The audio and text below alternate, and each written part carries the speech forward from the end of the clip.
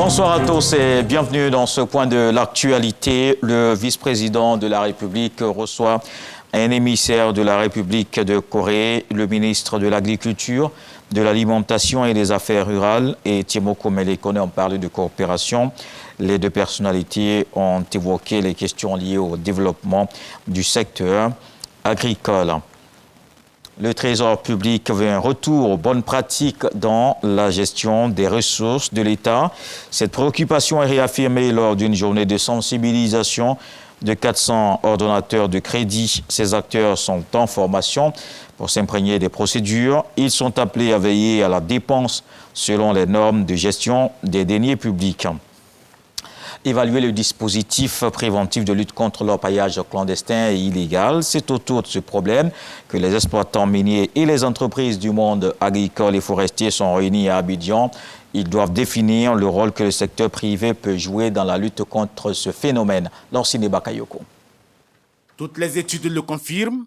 L'orpaillage clandestin est devenu une catastrophe pour la biodiversité et un facteur de désintégration des équilibres socio-économiques. Il provoque notamment l'insécurité alimentaire liée à l'abandon des activités agricoles au profit de l'exploitation artisanale de l'or. Pour faire face au phénomène, les autorités ont mobilisé d'importants moyens institutionnels et un dispositif préventif qui tarde à montrer l'efficacité attendue. Après 2 années de mise en application, nous voulons aujourd'hui savoir quels sont les impacts des recommandations que nous avons pu faire sur l'agriculture en Côte d'Ivoire. Les moyens, il faut les améliorer parce que nous pensons qu'aujourd'hui, il faut mettre une plateforme d'éveil sur les sites. Les évaluations, du moins ce nouveau dispositif consultatif engagé par le secteur privé, devraient déboucher sur des actions complémentaires aux dispositifs préventifs existants.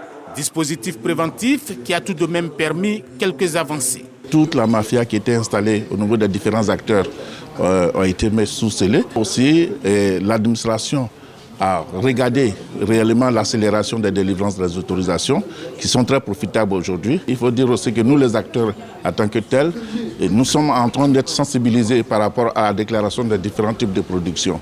L'enjeu est d'amener les acteurs du secteur à se mettre en règle, d'autant que l'orpaillage peut être une activité génératrice de revenus et pourvoyeuse d'emplois décents. Nous pensons que la partie faible actuellement, c'est, on va dire, que cette collaboration sur le terrain avec les acteurs, notamment le ministère de l'Agriculture, le ministère des Mines. Nous avons besoin qu'il y ait une collaboration entre toutes ces entités-là et l'UNEMAF afin qu'on sente sur le terrain les avancées de nos recommandations. Au moins 500 000 personnes exercent dans les mines artisanales aurifères. Le gouvernement mise sur l'or pour porter la part des mines dans le PIB à 6%. Cet objectif devrait être atteint en augmentant la production d'or à 65% d'ici 2025. Dans le reste de l'actualité, plus de 26 000 personnes ont été forcées d'évacuer leur maison dans l'est du Ghana à la demande des autorités. La conséquence des inondations provoquées par plusieurs jours de fortes pluies. Les agriculteurs ont vu leurs champs complètement détruits et les écoles fermées après le débordement de 2 barrages. Les zones les plus touchées sont dans la région de la Volta. Les habitants ont dû être déplacés vers des lieux de refuge. Il s'agit des pires inondations enregistrées dans cette région depuis au moins 2010, selon l'Organisation nationale de gestion des catastrophes du Ghana. Des membres de l'opposition dénoncent une mauvaise gestion de la part des autorités locales.